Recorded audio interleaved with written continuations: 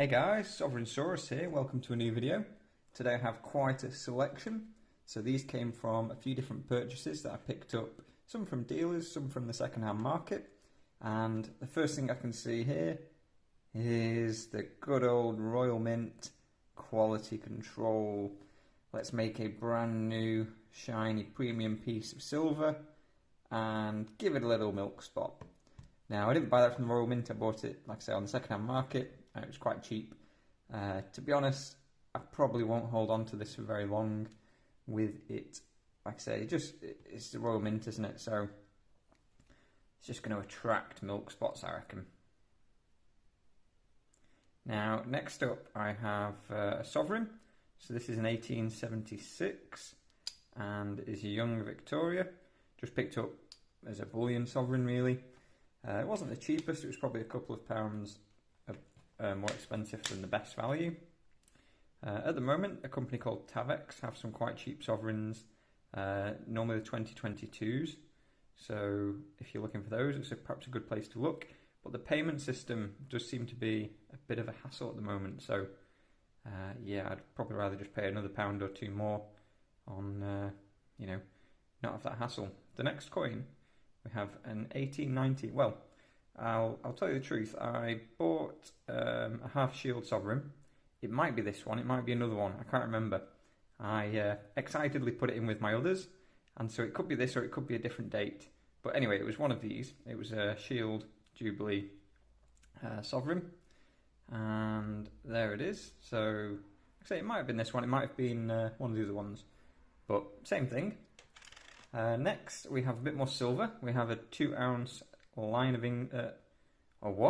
we have a a 2 ounce Red Dragon of Wales silver coin. I did pick up a line of England as well, that's why I got confused. But yeah, this is the dragon. I've not got the line here to show you, but like I said, we have the 10 ounce today. So yeah, I'm not really too keen on playing catch up with the Queen's Beast coins, although if you saw my recent video, I did pick up the full set in 1/4 ounce gold. The silver, I just feel like it's a bit of a ticking time bomb like this. You can't perhaps tell, but it does have like a bit of tone into it. So there is a tiny mark on the Queen's face, but otherwise, it's on the capsule. Well, that's good news. Yeah, there's a tiny scratch on the capsule there. But anyway, there is. There's a little bit of tone into it, like it's just a bit of a, you've got a bit of a tan, I'd say. So yeah, I just feel like if you're going to have premium coins, you want them to be premium condition and stay nice. Next, this came from Atkinson's, and this is a half sovereign again. So this is the 2012, and you can just see in the bullion version, this design, it doesn't really pop so much. I found that with the full sovereign as well.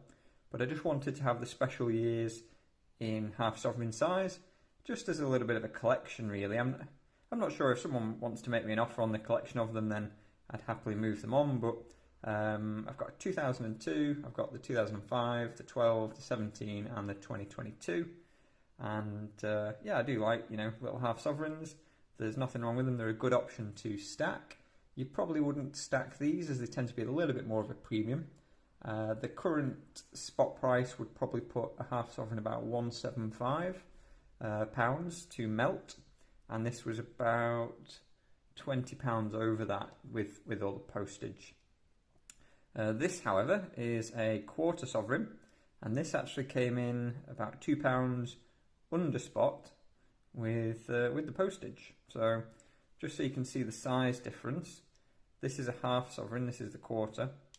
And it isn't a Royal Mint one, it is a fancy design. So when I was first starting out stacking, the local coin dealer, he did sell, I think I bought about 7 of these. So 3 were Royal Mint and 4 with like these special designs by Tristan da Cunha.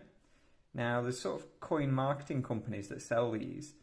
If you're the first buyer, you might have paid, I don't want to say exactly, but it might have been about £300 for one of these. You could have bought a sovereign with the money. And when you come to sell these on the second-hand market, they just don't carry those huge premiums. So I'd be wary of buying these new, unless you really like the design and that's what you want. This one is something to do with poppies, I think, and probably commemorating the war. But the good thing about quarter sovereigns is probably, yeah, that you can pick them up sometimes at quite low premiums. Otherwise I wouldn't bother. And yeah, like I say, this is a half sovereign. The half sovereigns have a really good diameter for the weight of the coin. So the diameter of these is a lot bigger than a 10th ounce, which a 10th ounce coin is usually around the size of a quarter sovereign, to be honest. So with the half sovereign, it looks like a lot bigger coin, even though it's obviously relatively small. So if you're looking for, you know, something like that, you can see this is the full sovereign, this is the half. It isn't half the diameter, so although it's half the weight, obviously, and half the price, roughly, it isn't half the size. So you still get a nice size coin for a very low price point, if that's what you are looking for. So half sovereign's a good option if that's your thing. And then, yeah, obviously the 10th ounce. So let me just focus on that for you. There is the 10th ounce line of England. So I am really just wary of holding on to any premium silver just because of the milkiness, and you know, once it gets toned, and some toning does look nice, but some people just want immaculate, you know, silver coins with no milk spots, especially if it's a premium one. You know, even bullion, some people are a bit picky about having anything with a milk spot, and yeah, I can understand. You know, you just want your coins to be nice, fair enough, but it's just that risk. You know, what if you collect the whole set and then you open up in a couple of years and there's a load of milkiness on it?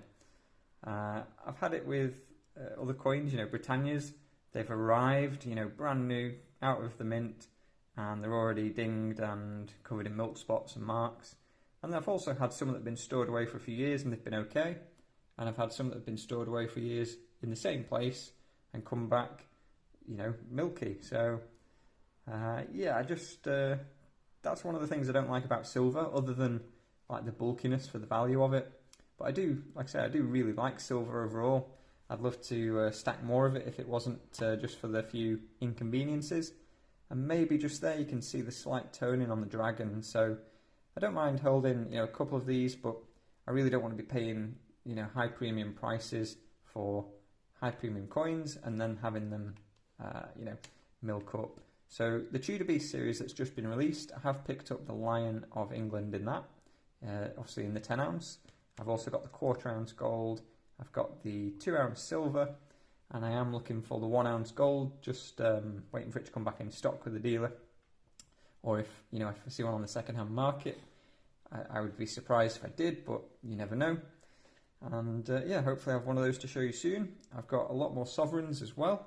I've got a special sovereign as well, actually, something that came from down under.